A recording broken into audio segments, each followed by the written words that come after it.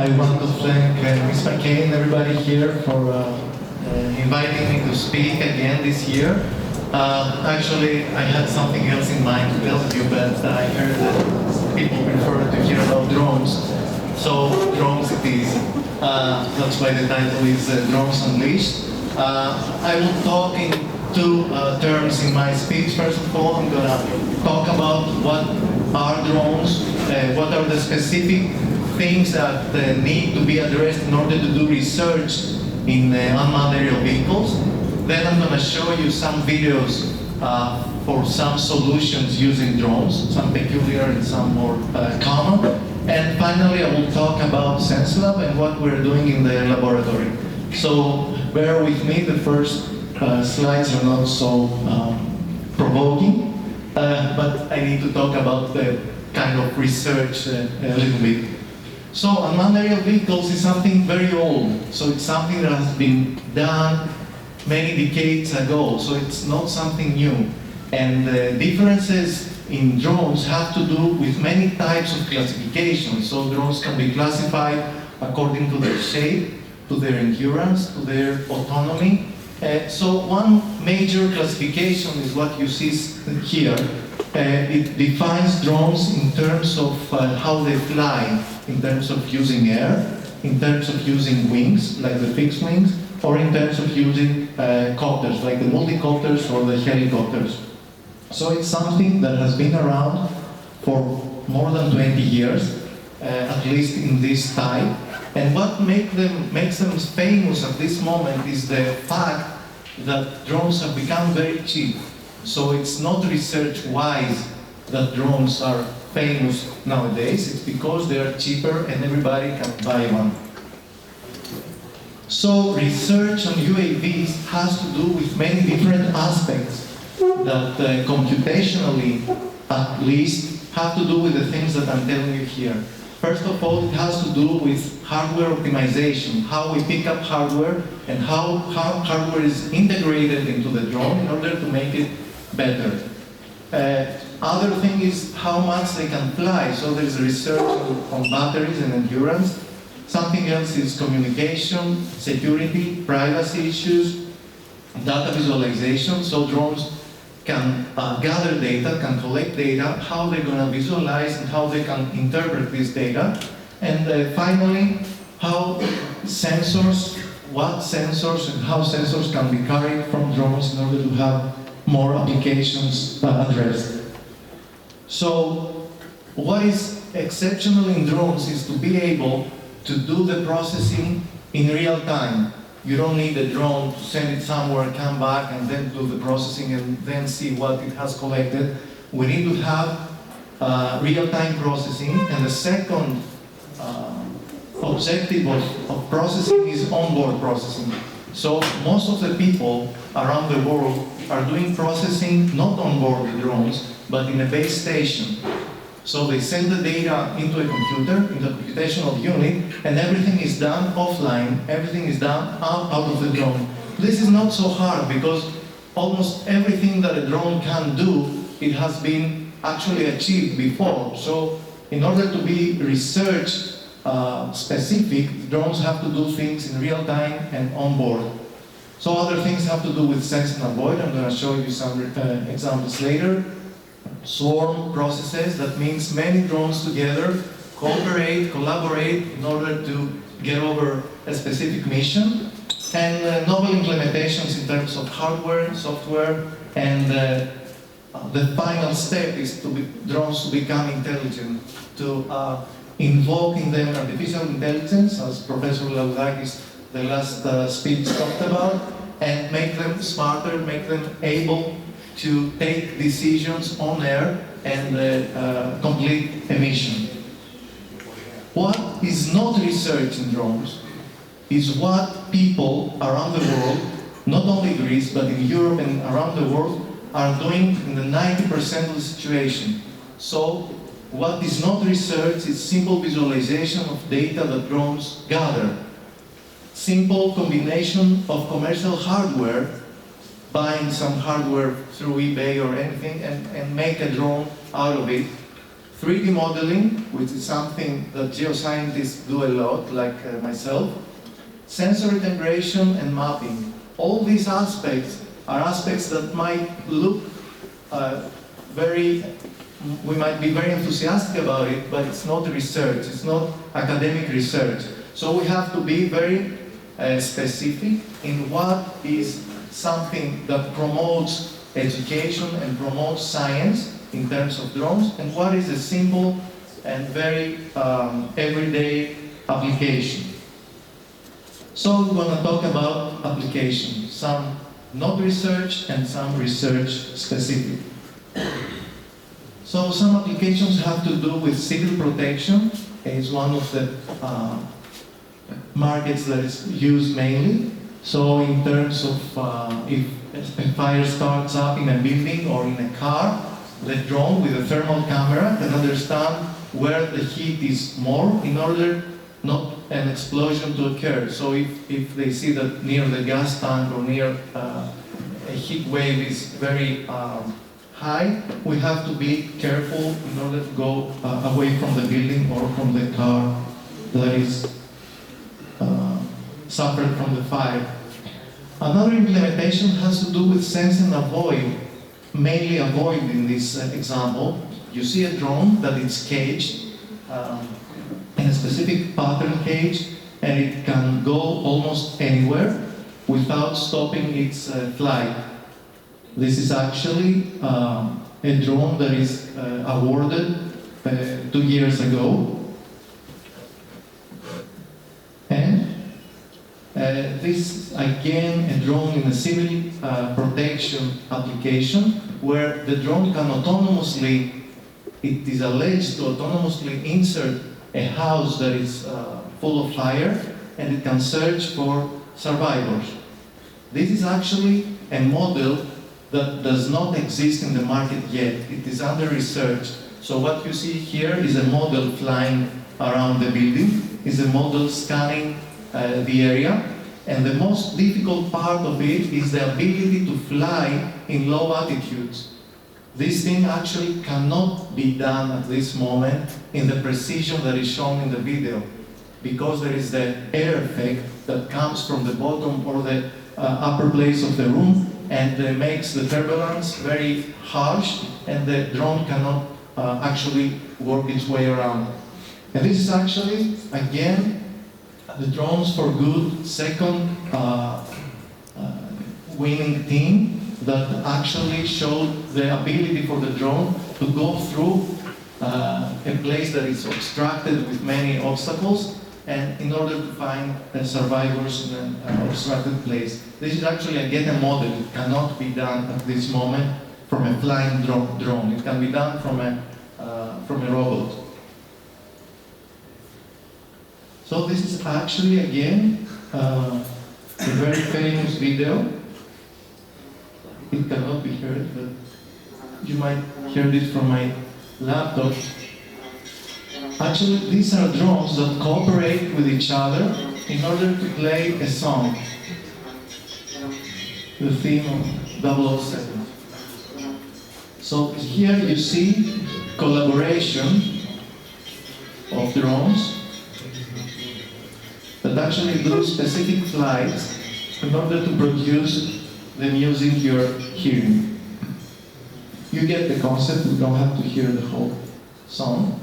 And again, at the same era, we have drones that can make constructions. In this video, you see drones that actually collaborate with each other with this rope in order to be able to build a bridge for humans in order to cross over a dangerous area, for instance. You see the collaboration there? But what happens in the previous video and this video is that this collaboration, as I told you in the beginning, is offline. Drones do not do that by their own. You see, in the previous video and this video, the background is white. Why is that? Because there are cameras, there are a lot of processors, a lot of computers around the room that do this processing that is quite challenging. Okay, it needs a lot of time and computational power in order to be done, and precision. it's done offline, it's done outside of the drone. So if you have these drones outside the room, they're gonna fail. So this is a distinction, this is a great difference between research that is done inside and outside of a room. This is completely different type of problem. And again, at the same fashion, we see drones that are actually trying to build a building, a brick wall, okay, using suction.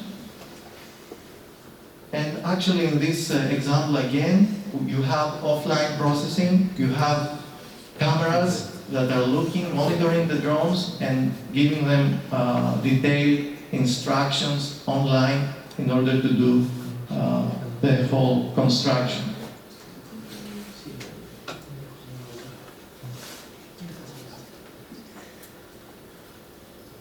This is again a search and rescue or mapping application where the drone actually is inside a building. It tries to find walls, it tries to find openings in order to navigate inside the building, and is doing a very computationally difficult task that is called SLAM, S-L-A-M, simultaneously trying to localize itself and map the environment. What does that mean? The drone does not know where it is in terms of its environment. So it has two things to solve, two tasks to solve. First, to find its localization inside the room, inside the building. And second, the second objective is to map the area. So we don't know, it doesn't know where it is, it doesn't know the environment, so it does these two tasks at the same time. This is called SLAM algorithm. It's very expensive computational, but this one is done online, it's done up to the computers, that are integrated in a drone. So some of these videos are shown from a university in Pennsylvania, which is the most famous drone university, Penn State University. And here we have some more human-oriented applications that are not quite challenging in terms of technology, but they are challenging in terms of the impact they have in humanity. Okay? So this is actually a drone that carries flies or mosquitoes. It might sound peculiar, but actually the drone carries sterilized mosquitoes that actually are thrown around an area that has malaria, for instance, and these sterilized mosquitoes reproduce with the common mosquitoes of the area and try to eliminate themselves. It's not so nice for the mosquitoes, but it actually saves people's lives. Another thing that is not done yet, but people are looking forward, is the nano drones, nano UAVs, which are small, very small UAVs that can do different tasks, from mapping to military applications. And you have drones that mimic actually animals, and this is not the specific one, but a more bulk solution is done actually with a drone that actually is flying with the flocks of birds in order to determine and monitor how specific birds are migrating from an area to another. Again, this is a video that shows the future of drones. The technology is here, but the applications are still not here, at least at this moment. So tasks of these things we can do ourselves, for instance, in our laboratory or in other laboratories around the world, but it's not integrated into the environment of a government or a specific place. And we're not sure if it should be, actually. So you see the drones flying over a city and trying to monitor and detect human interaction, detect how people react, how people move, how people actually, what they're doing. And in the night it can go through buildings and understand if there is some suspicious move and comment or give a report to the police. Again, this is actually a futuristic in terms of application, and we're not very sure that is a good way to use drones yet. Here's again a famous video of the first drone taxi that is used in Dubai and Abu Dhabi.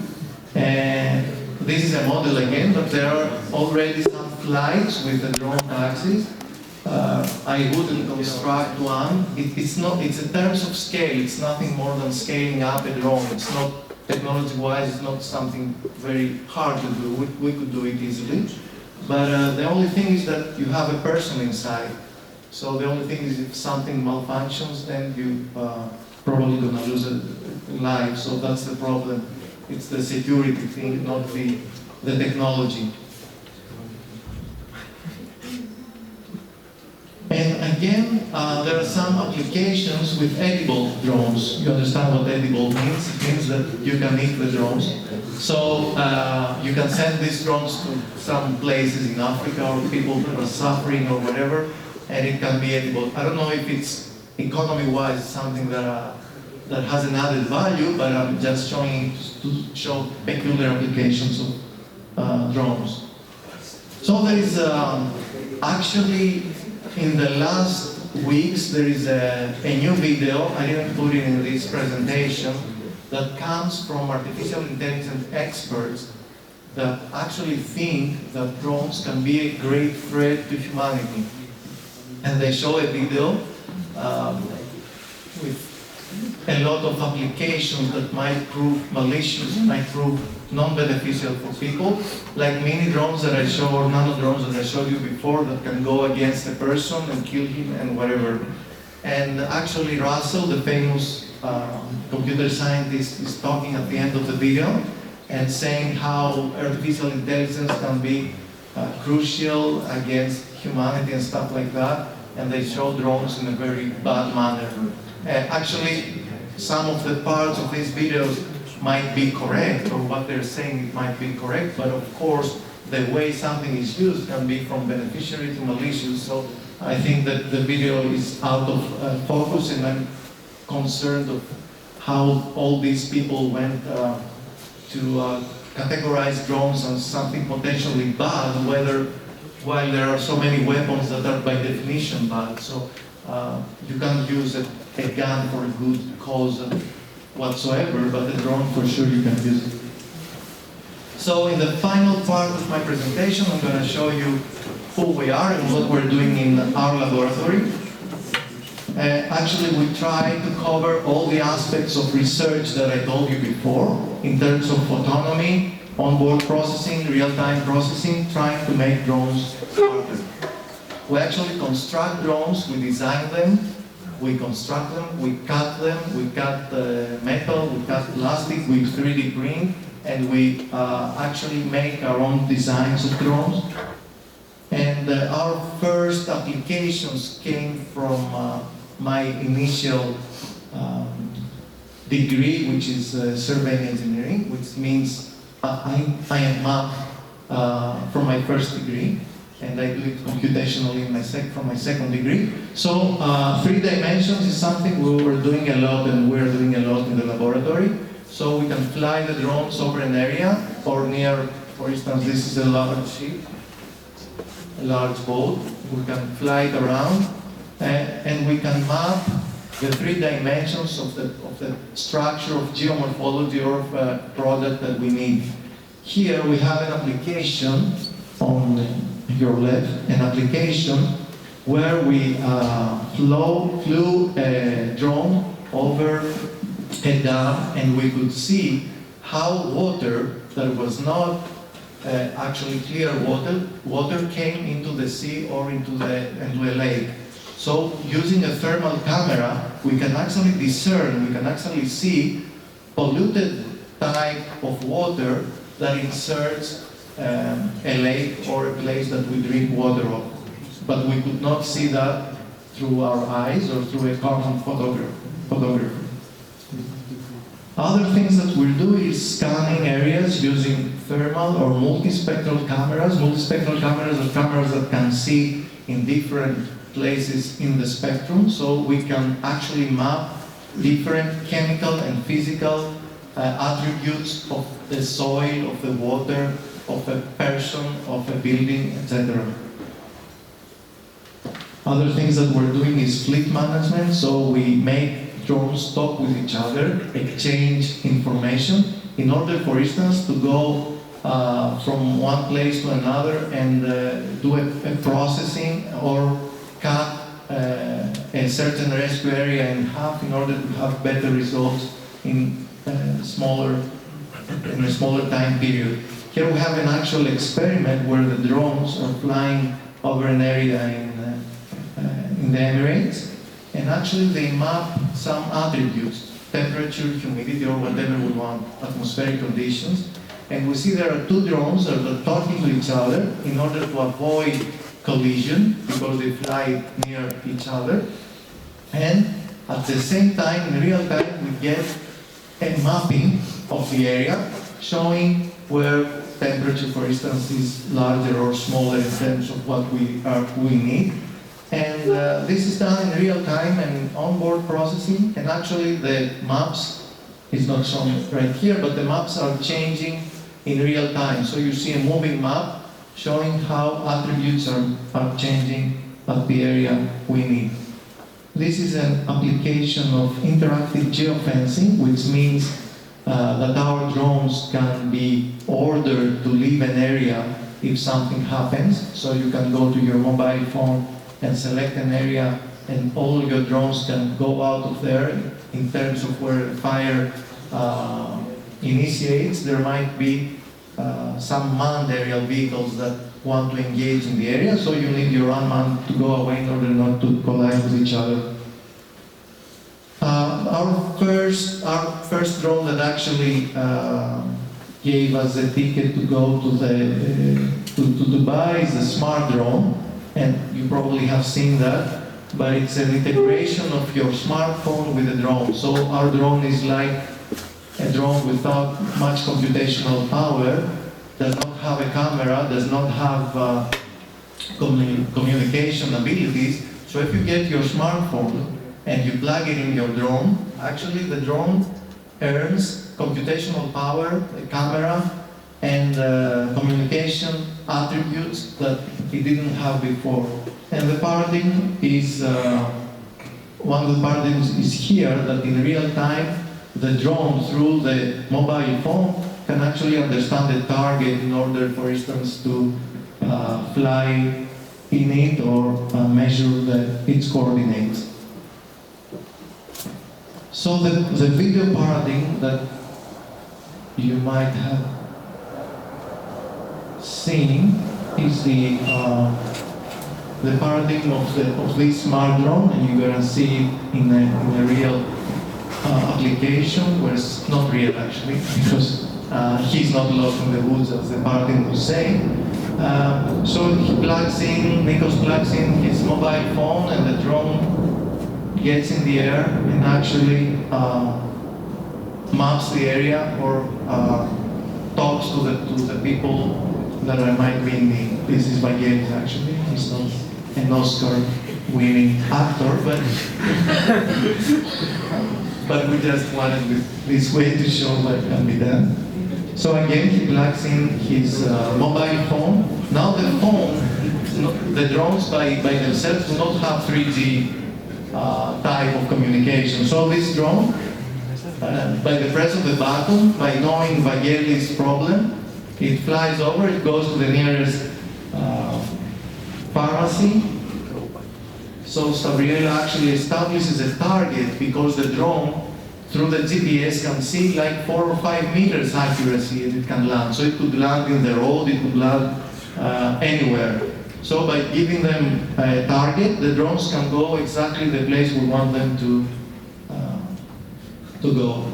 And actually gets back after giving an SMS to the pharmacist. Gives back. Yeah, I know that's. So in terms of how it's used, I just wanted to show you how it's going on. So this is another application that we do in the laboratory. This is actually something that we have proof of concept. We have the proof of concept, and we need to establish it in a more concise way, research-wise. So what's the problem in this area? There are surveyors. Surveyors are, you have seen them around the towns, wherever there are some people that carry some roads and going around trying to measure in a city. So GPS receivers cannot have good accuracy when you are inside a city or where there are trees over you. So if you carry the road, the topographer, the surveyor carries the road that has the GPS in it, the precision is not so good, and there are not so many satellites that give the message to the, as we call it, rover, in order to get accurate measurements. So what we do here, we take a drone and we put the GPS receiver, the topographic GPS receiver, not the common GPS receiver that our mobile phones, for instance, have, and it flies over the city, over the area, so it can see more satellites. So the drone knows exactly its coordinates with very good precision, with millimeter or centimeter precision, and then it needs to look at the target, the surveyor here, follow him or her, and give exact coordinates of the target that actually follows. And all this we do it automatically. So we give surveyors great precision inside city canyons, as we call them, inside cities, and under vegetation, sparse vegetation. Here we have some paradigms of an application, environmental or search and rescue application, where the drone can take off and land from a moving platform. Here we define an area that the drone should map, and the drone by itself, without the user navigating it by itself, it scans an area and tries to find these small targets that are hidden around under the table, for instance, and there are some here. And the camera scans the area, understands where these tags are, and actually provides coordinates of the area. This is actually done in search and rescue applications. For instance, in the sea, when people are lost, you could have a thermal camera in which you could give real-time specific coordinates of people moving around the area, around or inside the ocean, and give specific information to the public authorities in order to go and rescue them. This is not done by any other commercial drone. And this is the follow-up paradigm, where actually our drone, you see it on the right, follows Manos car by itself, autonomously. So whatever and how fast it goes, like 50 miles per hour, 80 kilometers per hour, it can actually follow the car with no problem. And actually also in steep turns, you see the drone that can be eligible for following. And this is our landing paradigm. The drone can actually land in a moving target, so it can land off of a truck or a boat.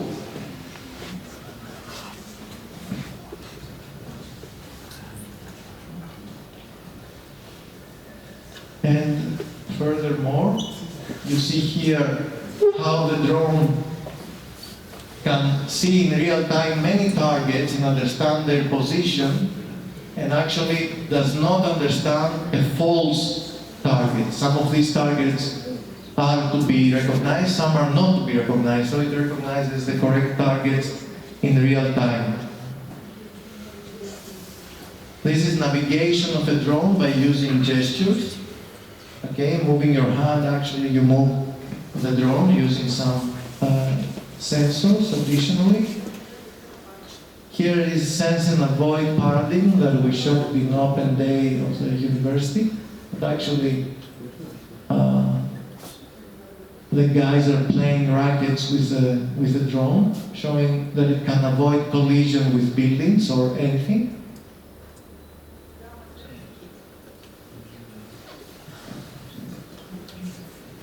Here is something easier, okay? We can actually connect glasses, virtual reality glasses to the camera of the drone. And this is something that imitates the flying of the drone. So the drone can fly, and wherever we turn our head, the camera is turning, is pointing in this direction in order to be able to be like pilots inside the drone. This is a photograph that we got in the few weeks ago, and I showed it in TEDx also.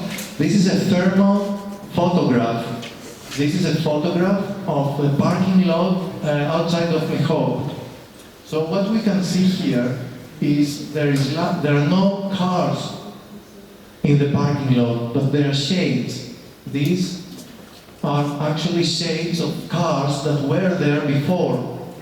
Okay? So we can understand that how many cars were in a parking lot in the afternoon after they left, and we can actually understand either how much time they were there, almost, or you can understand in what order they left the parking lot. So that might not be something that is needed, but it actually was used in the is used in the wars in the military applications, where airplanes or helicopters are mapped, their shadow is mapped, and we understand how many they are off of an airport or a sea carrier, and we understand how many they were there and how many they are probably coming against.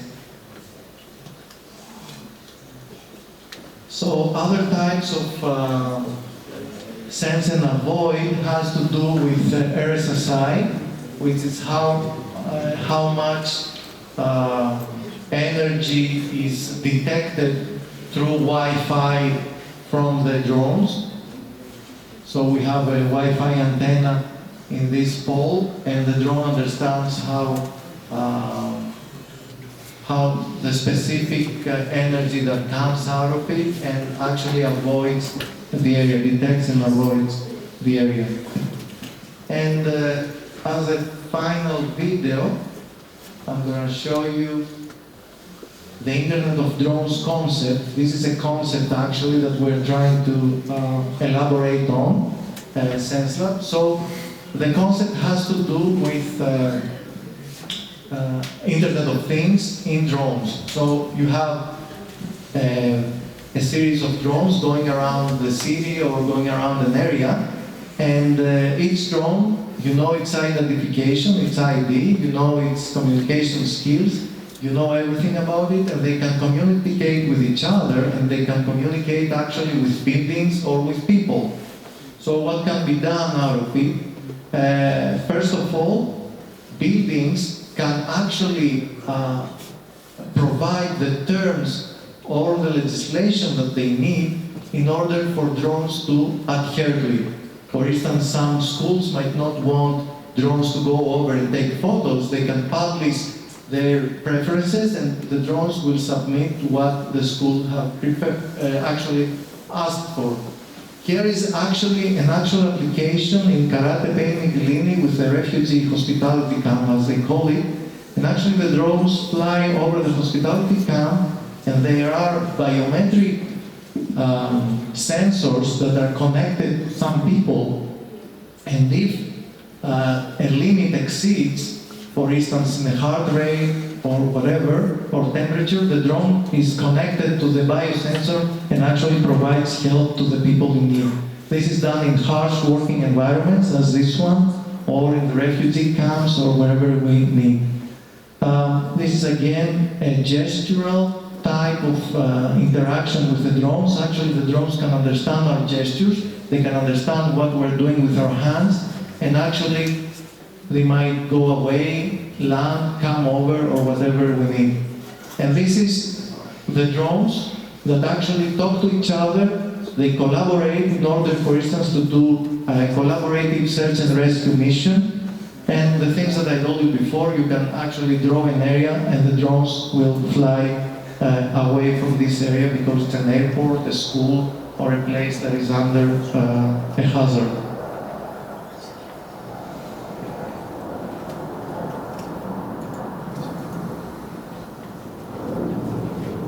This is our newest videos. It can't be shown exactly, but it's a mapping drone, a drone that can actually fly by itself with a single camera, understand different types of targets in the natural environment, and understand how these are moved in terms of how, in comparison of how the drone is moved, and they can understand by this comparative movement, the parallax as we say, the depth and the identification of the buildings and all the things that are around the area.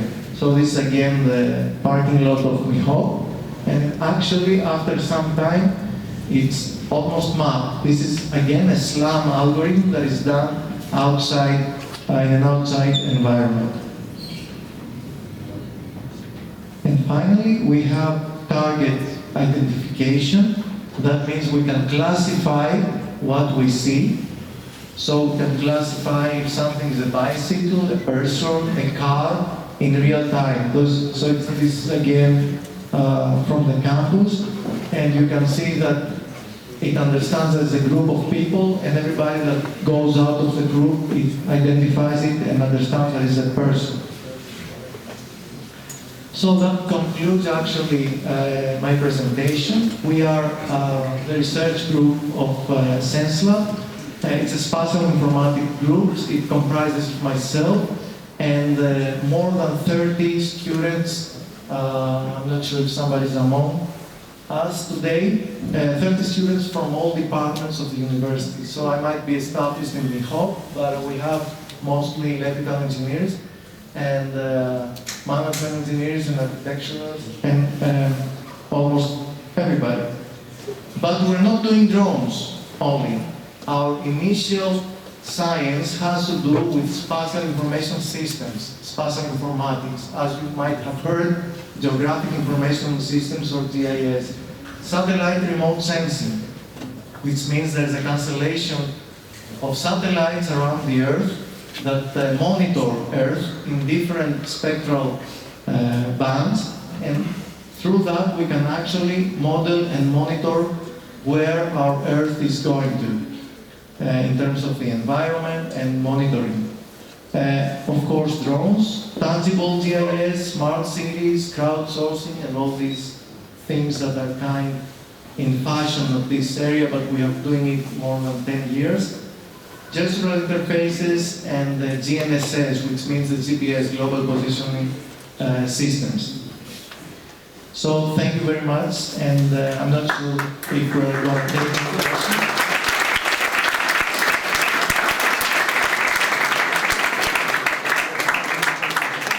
If anyone has any questions, they can come anyway to SenseLab in Mihop, and we can talk with any of you. So thank you very much. Thank you very much for your talk. It was extremely interesting. Does anyone have any questions for Professor Partsinevelos? Either about drones or any of the other research they do at the SenseLab? Okay. Thank you very much. Thank you very much. We look forward to seeing you.